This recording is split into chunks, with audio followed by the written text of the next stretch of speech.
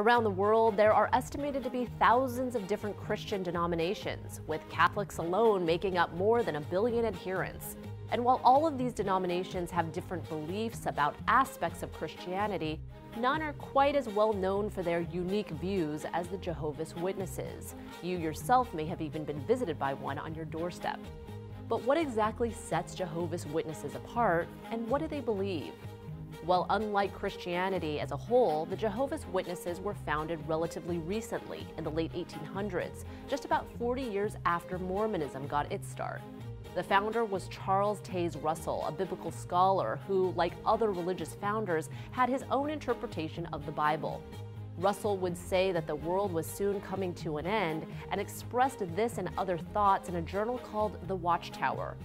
Supporters of Russell would meet to study the Bible and eventually became a small religious ministry. After Russell's death, the group was taken over by a high-ranking member and former judge, Joseph Franklin Rutherford. Rutherford made a number of failed predictions, including that the biblical Abraham and Isaac would be resurrected in 1925.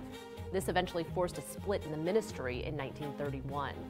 The remaining group was led by Rutherford and renamed the Jehovah's Witnesses, operating out of Brooklyn, New York.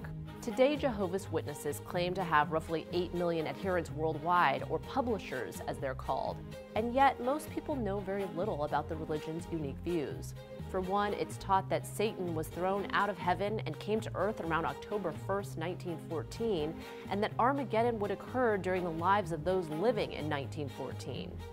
The door-to-door proselytizing for which Jehovah's Witnesses are famous for is in part based on the urgency of this end-of-times prophecy.